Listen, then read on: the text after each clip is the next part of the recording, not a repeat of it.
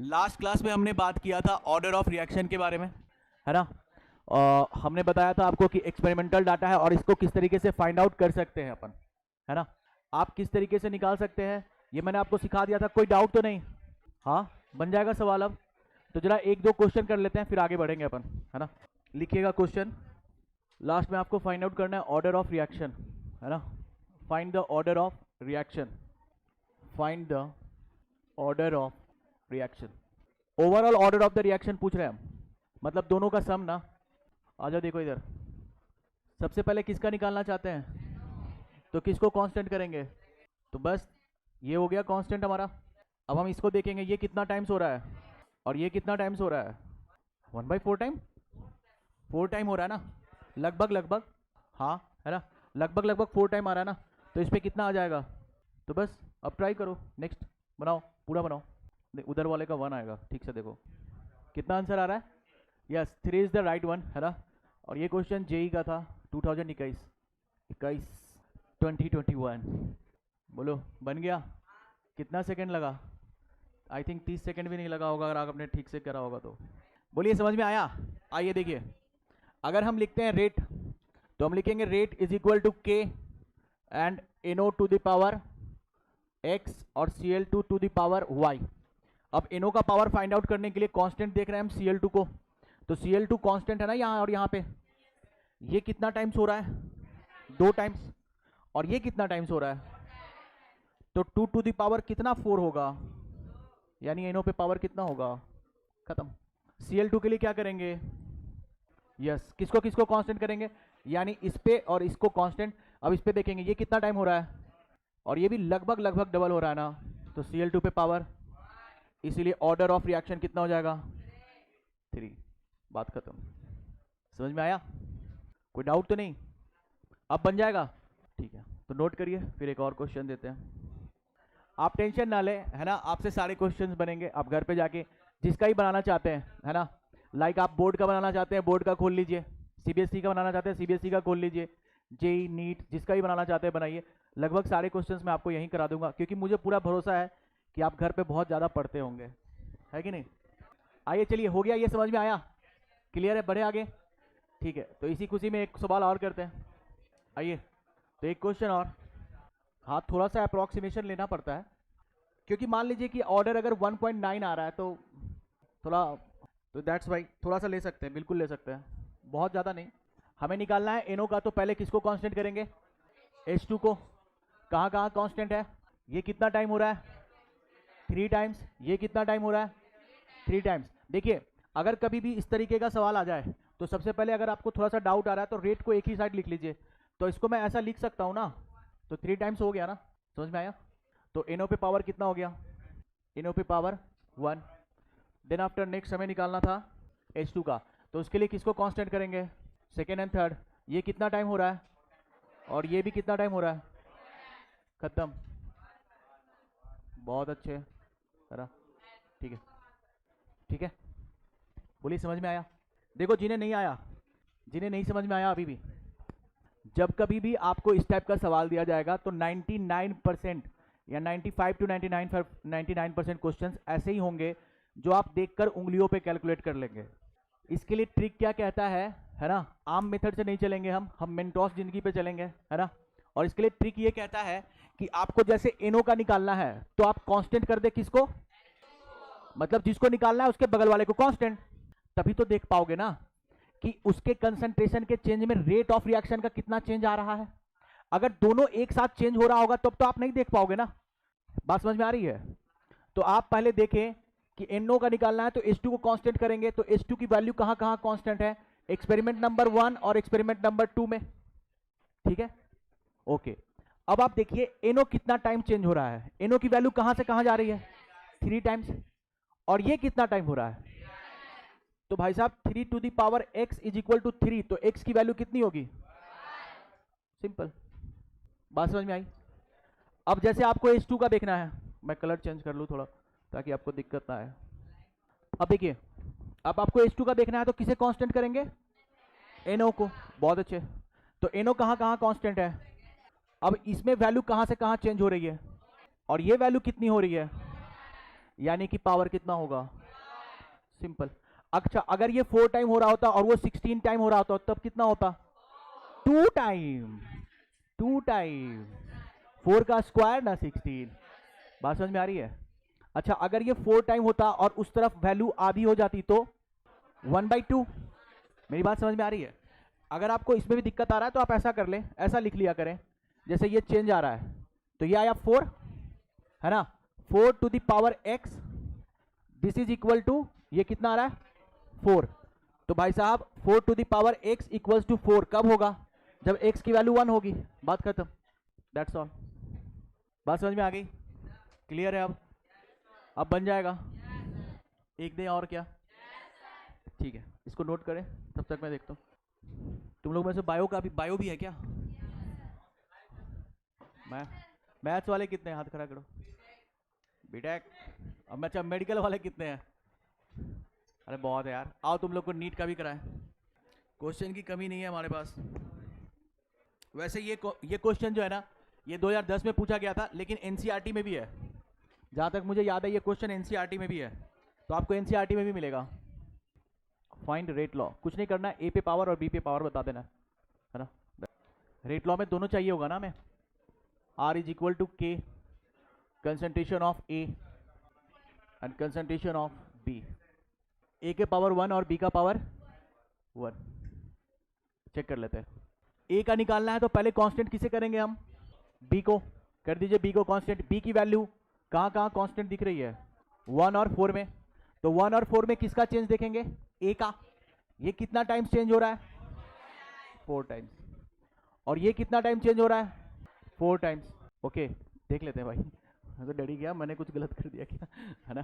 तो इसके की वैल्यू कितनी आ रही है, 1, है ना। बात समझ में आई, चलिए बहुत अच्छे, चेक कर लेते हैं। अब B के लिए क्या देखेंगे, किसको कांस्टेंट करेंगे हम, तो कहाँ कहाँ कांस्टेंट है, ओके, तो B में अब कहाँ से कहाँ वैल्यू जा रही है, 2 से दोगुनी हो रही है, 2 टाइम्स हो रहा है ना, और ये कितना टाइम हो रहा है, 4 टाइम्स, तो पावर कितना हो जाएगा, बात खत्म, दिस इज द आंसर। ये नीट का क्वेश्चन था, क्लियर है? आगे बढ़े फिर, ठीक है। अब अपन आगे बढ़ते हैं और नया टॉपिक चालू करते हैं जिसका नाम है integrated rate law. Integrated rate law, देखिए मैंने आपको बताया था कि अगर कभी रेट में कुछ मेंशन ना किया हो तो आप कौन सा रेट समझेंगे, एवरेज या इंस्टैंटेनियस, इंस्टैंटेनियस। लेकिन हर बार इंस्टैंटेनियस रेट से हमारा काम नहीं चलेगा, हमें एक जनरल एक्सप्रेशन चाहिए होता है जो ये बता सके कि वैल्यू के अकॉर्डिंग किस तरीके से चेंजेस आएगा। अगर हमने कंसंट्रेशन लिया था इनिशियल, तो फाइनल कंसंट्रेशन कितने टाइम के बाद होगा, इसके लिए हम क्या करेंगे, इंटीग्रेटेड रेट लॉ डिराइव करेंगे। आपके सिलेबस में मेनली 2 ही चीजें पढ़नी है, zero order and first order. तो अपन चालू करते हैं पहले किससे, for zero order, zero is the boss ना, फॉर जीरो ऑर्डर, ठीक। बहुत सिंपल सा केमिकल रिएक्शन एक लेते हैं, ए से जा रहा होगा बी, ताकि समझने में थोड़ी आसानी हो। ए से अगर बी जा रहा है और जीरो ऑर्डर का है, तो इसके लिए रेट लॉ हम क्या लिख सकते हैं, R is equal to K and A to the power 0, तभी तो जीरो ऑर्डर का हो पाएगा ना, है कि नहीं। अगर ये के ए टू द पावर 0 हो गया तो यानी कि रेट ऑफ रिएक्शन किसके बराबर आ जाएगा, रेट कांस्टेंट के बराबर। इट मींस कि rate of reaction do not depends on initial concentration, concentration पर डिपेंड कर रहा है क्या ये, नहीं।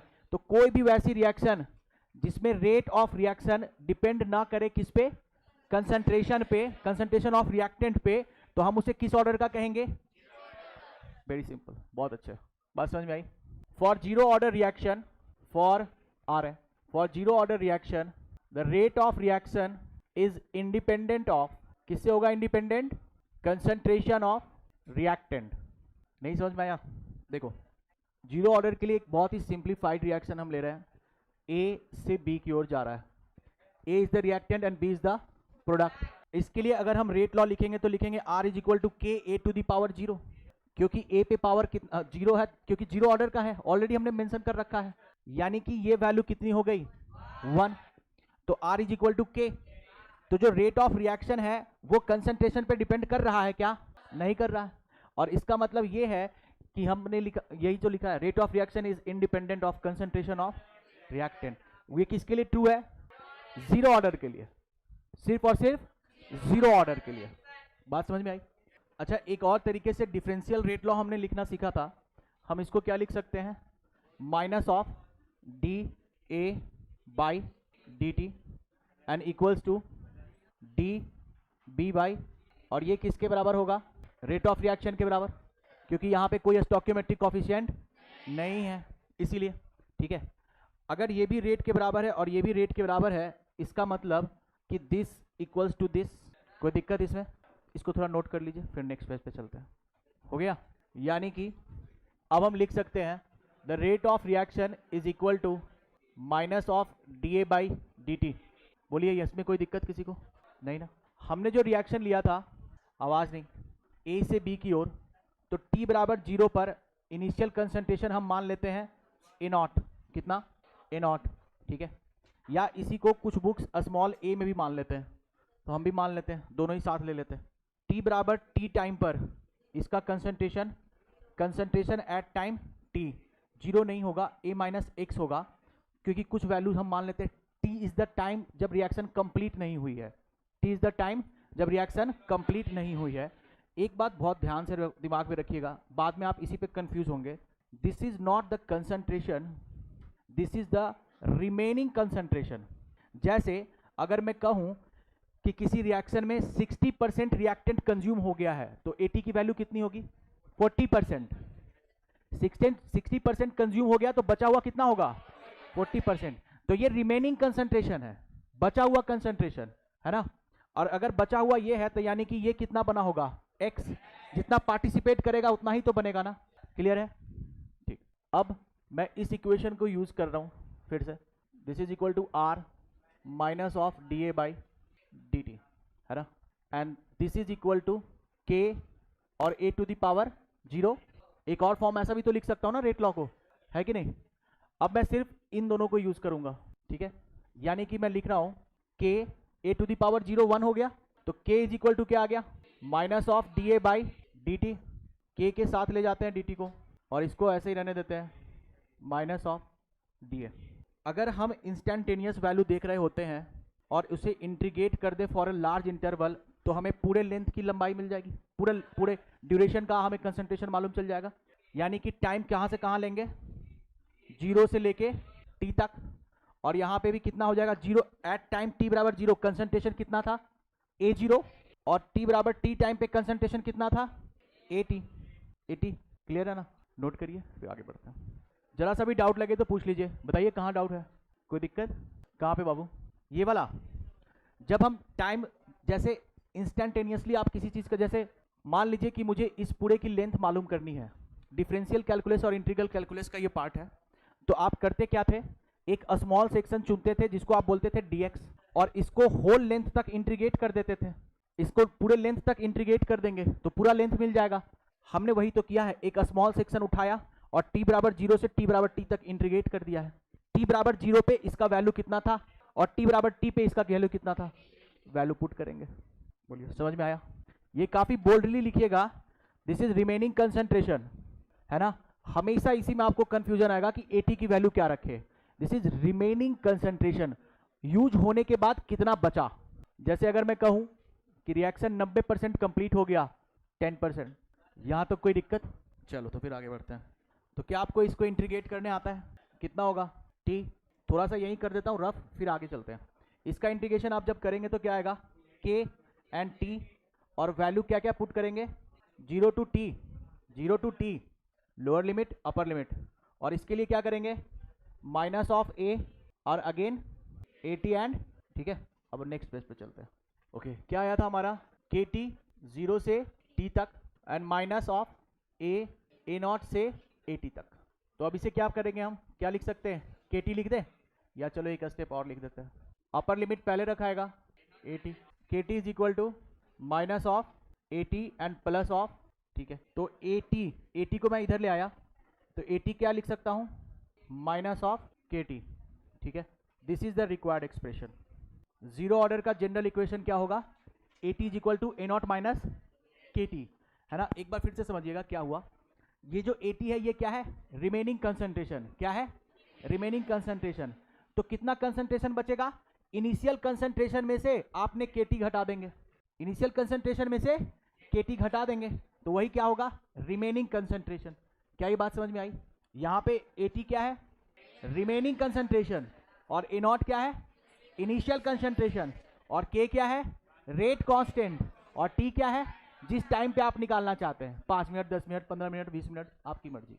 अगर गया तो बता दीजिएगा, मैं सारी चीज़ें बता दूंगा फिर। हालांकि इसमें कुछ नहीं है, फर्स्ट ऑर्डर में थोड़ी दिक्कत आएगी, तो फर्स्ट ऑर्डर में मैं तोड़ तोड़ के समझा दूंगा ताकि बायोलॉजी वालों को भी दिक्कत ना आए। हो गया? तो ये हमारा रिक्वायर्ड एक्सप्रेशन है, AT is equal to A naught minus KT। और ये किसके लिए निकाले, जीरो ऑर्डर के लिए। हर ऑर्डर के लिए अलग अलग जनरल इक्वेशन आएगा और उसके लिए हम वही इक्वेशन फॉलो करेंगे। ठीक है, ओके। तो यहां तक क्लियर हो गया मामला। अब क्या कोई इसका एग्जाम्पल है जीरो ऑर्डर का? बिल्कुल है, और आपसे ये सवाल पूछा जाता है, example of zero order, example of zero order. देखिए, जीरो ऑर्डर की खासियत क्या थी कि ये इनिशियल कंसंट्रेशन पे डिपेंड नहीं करता था, यानी कोई भी रिएक्शन जो कंसंट्रेशन ऑफ रिएक्टेंट पे डिपेंड नहीं कर रहा होगा वो कैसा होगा, जीरो ऑर्डर का हो जाएगा। ठीक, जैसे अगर मैं कहता हूं H2 प्लस Cl2, ये क्या देगा, नहीं देगा। तब तक नहीं देगा जब तक कि आप इसमें लाइट का प्रेजेंस नहीं डालेंगे। बिल्कुल, लाइट है ना, ठीक है। अगर आप इसमें लाइट नहीं देंगे तो रिएक्शन, अब जैसे रटना पड़ता है कि जीरो ऑर्डर कौन कौन सा होता है, बट आप टेंशन नहीं लीजिए, आपको रटना नहीं पड़ेगा। देखिए, अगर मैं कहूं कि मैंने H2 का 10 मोल लिया था तो इसका कितना मोल लेना होगा, रेशियो कितना है, तो इसका भी कितना लेना होगा, और प्रोडक्ट कितना बनेगा हमारा, 20 मोल, है ना। बैलेंस रिएक्शन के लिए बोल सकते हैं हम, अनबैलेंस के लिए नहीं बोल सकते, याद रखना, ठीक है। लेकिन भाई साहब, अगर light, for an example, light अगर आप 10 जूल की दे रहे हैं तो 10 जूल ही कंज्यूम होगा। अब मान लीजिए कि आपने 10 जूल के जगह इसको कर दिया 1000 जूल और इसको भी कर दिया 1000 जूल, प्रोडक्ट अभी भी कितना बनेगा, 20 जूल। लाइट नहीं बढ़ाया है ना आपने, लाइट नहीं बढ़ाया है ना आपने लाइट उतना ही रखा है।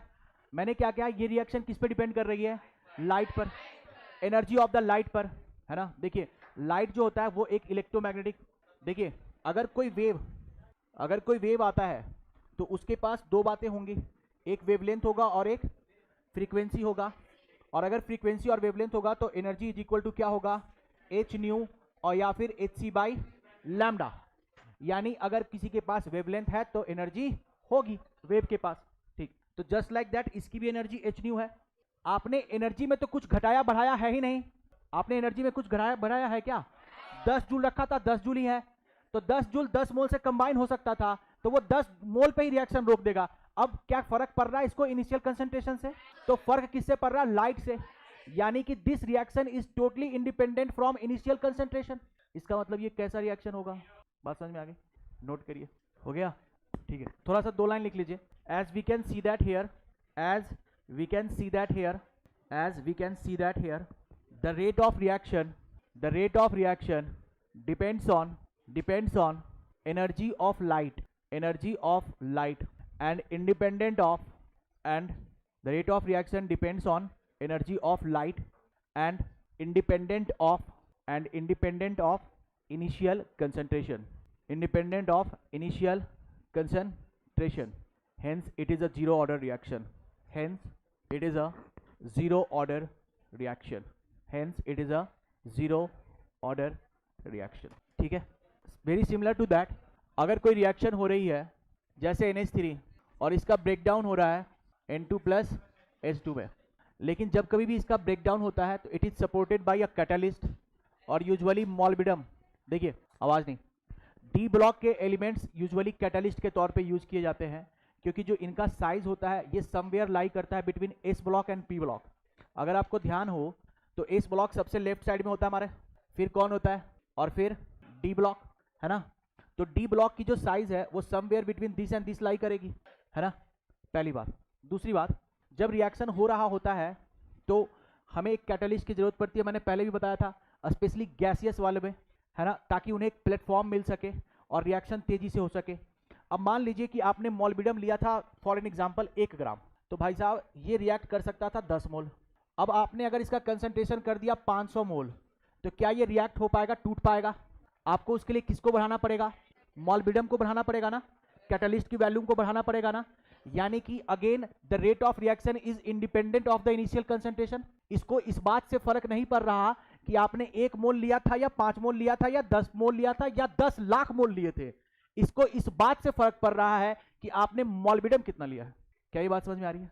मैं ये कह रहा हूं इसको इस बात से फर्क नहीं पड़ रहा है कि आपने कितने मोल्स NH3 के लिए हैं, क्योंकि अगर आप मोलबिडम नहीं लेंगे ना, मोलबिडम अगर नहीं लेंगे तो ये रिएक्शन नहीं होगी।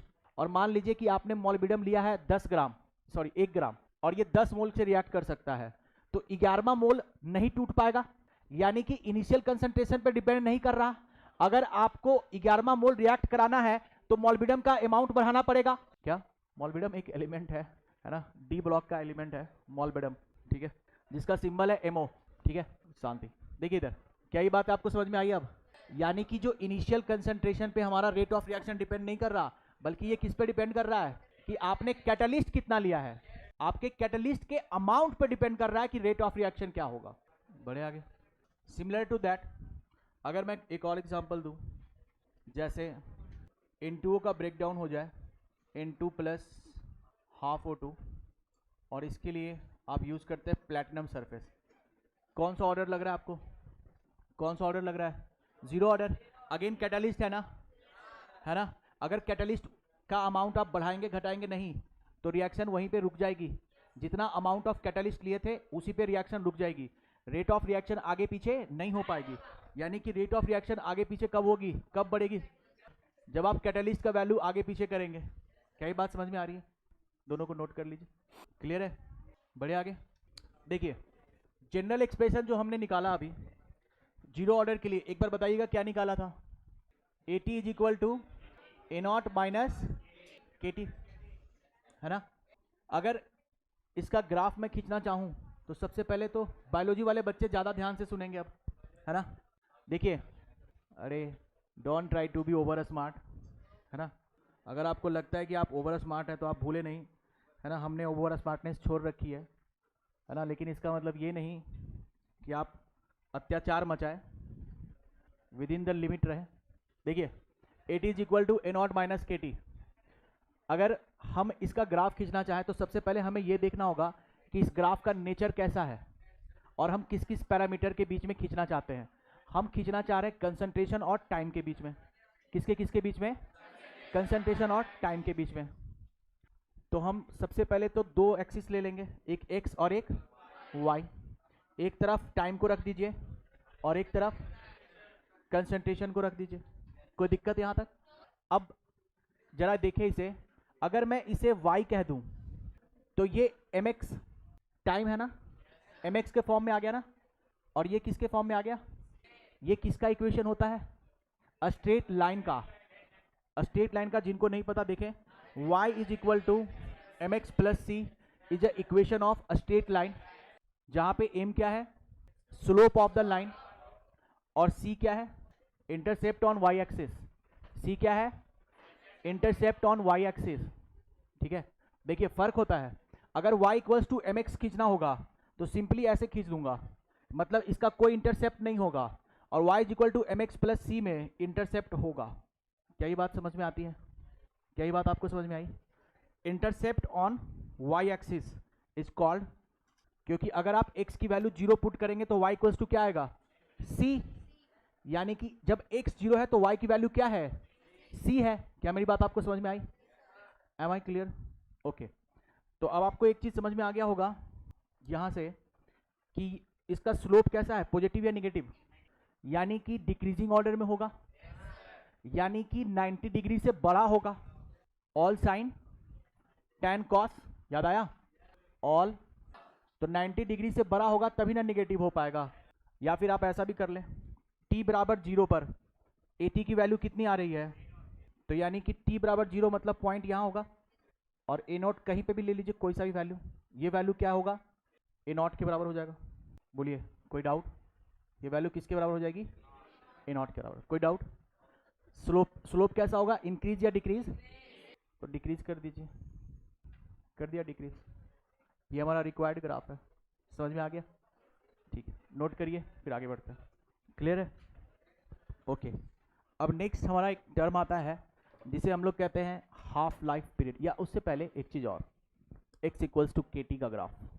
अच्छा x देखिए, जब हमने a से b की ओर रिएक्शन भेजा था तो t बराबर 0 पे इसे a नॉट कहा था और इसे a कहा था, और t बराबर t टाइम पर इसे कहा था at, and this is equal to a minus x, और ये x था। यानी कि अगर आप ध्यान से देखें तो at is equal to a naught minus k t, यानी x बराबर, क्या ये बात समझ में आई आपको? तो x बराबर के टी का अगर मैं ग्राफ ड्रॉ करूं तो कैसा आएगा? पासिंग थ्रू ओरिजिन, क्योंकि यहाँ पे कोई भी इंटरसेप्ट नहीं है। अभी मैंने आपको बताया था ना, देखिए दो साइड के दो तरह के ग्राफ हुए स्ट्रेट लाइन के, एक हुआ y equals to M X और एक हुआ y equals to M X plus C में इंटरसेप्ट आ रहा है, तो ये y एक्सिस पे कट डाउन होगा, और एम एक्स का कैसा होगा? पासिंग थ्रू ओरिजिन, तो पासिंग थ्रू ओरिजिन जाएगा ना। ये x बराबर के टी का ग्राफ है, ड्रॉ कर लीजिए, यहाँ पे कंसंट्रेशन है। क्या आपको ये बात समझ में आई? x बराबर के टी कैसे लिखा हमने? हो गया, यहाँ तक समझ में आ गया? अब देखिए half life period, next topic है हमारा हाफ लाइफ पीरियड। पहले आप समझ लीजिए, फिर इत्मीनान से नोट कर लीजिएगा। इसको हम डिनोट करते हैं t 50% से, t 50%, या फिर इसे ही लिखते हैं t हाफ। क्लियर सा बात है? ये कौन चीज़ है, क्या किस चीज़ है? टाइम है। So it is time required when half of reactant get converted into product। कितना हो जाए? हाफ खत्म हो जाए। क्या ये बात समझ में आई? इसी बात को दूसरे लैंग्वेज में भी आप लिख सकते हैं, time required for completion of half of reactant, मतलब कितना रिएक्टेंट कंप्लीट हो जाए? हाफ कंप्लीट हो जाए, है ना। अब देखिए जनरल इक्वेशन क्या था जीरो ऑर्डर का? at is equal to A naught minus k t for t half. अगर हम टी हाफ की बात करें तो रिमेनिंग कंसंट्रेशन कितना होगा? ए नॉट, इनिशियल कंसंट्रेशन कितना था हमारा?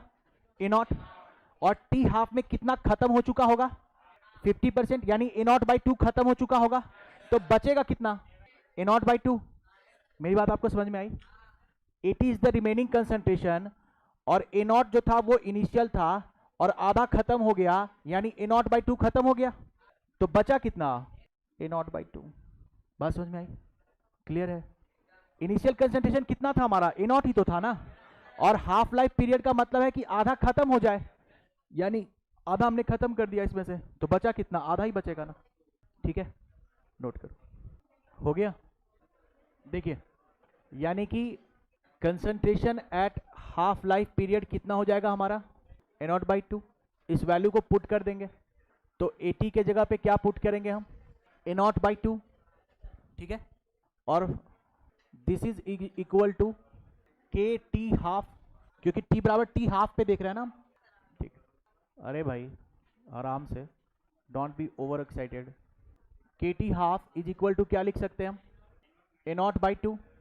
जिन्हें नहीं समझ में आया देखें एक बार फिर से।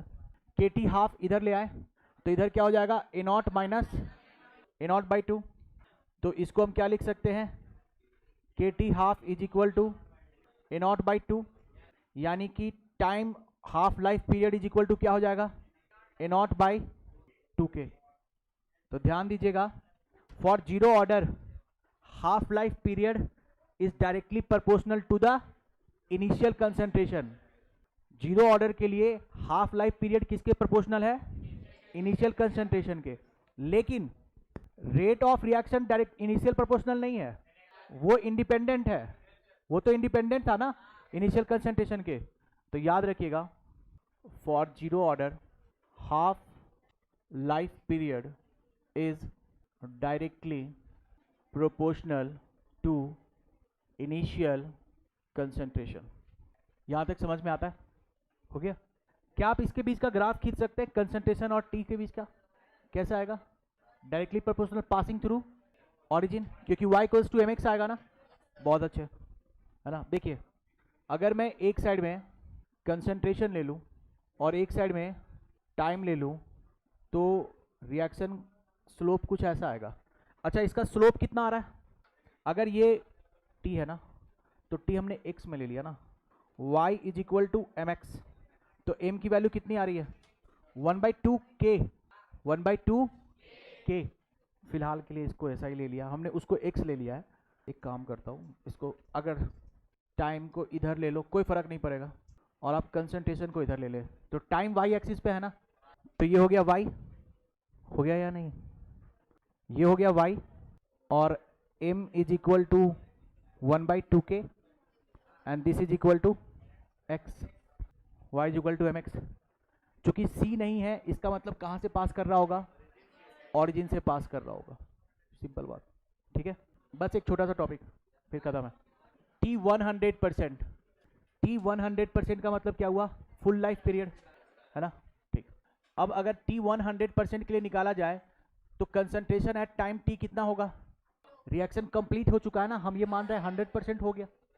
अब बताइए AT equals to A0 minus, ये था जनरल एक्सप्रेशन, AT के जगह पे क्या रखेंगे, और A0 माइनस T के जगह पे 100% ना, तो यानी कि T 100% कितना आ जाएगा, A0 बाई K। क्या आपने एक चीज नोटिस करा, दिस इज नहीं कर, this is equal to 2 times of T half. T half क्या था, A0 बाई 2K, अगर आप उसको डबल कर दे तो क्या आ जाएगा, T 100, लेकिन सिर्फ और सिर्फ किसके लिए, जीरो ऑर्डर के लिए, सबके लिए नहीं। बात समझ में आई, बस छोड़ ही रहे भाई। Time required to convert whole reactant, सारे के सारे रिएक्टेंट कन्वर्ट होने में जो टाइम लगता है उसे हम क्या कहते हैं, T 100%। बोलो यहाँ तक कोई डाउट। देखिए बाकी सारी चीजें तो सेम है ना, सिर्फ स्लोप चेंज हो जाएगा ना, 1/2k के जगह पे 1/k, दैट्स ऑल। अब इतना सारा प्रूफ याद रखना जरूरी नहीं है, आप बस समरी याद रखें। हम बात कर रहे हैं किसकी, जीरो ऑर्डर की। जीरो ऑर्डर के लिए सबसे पहला बात, यूनिट क्या होगा, यूनिट ऑफ रेट कांस्टेंट क्या होगा, बोलो भाई क्या आएगा, मोल पर लीटर पर सेकेंड।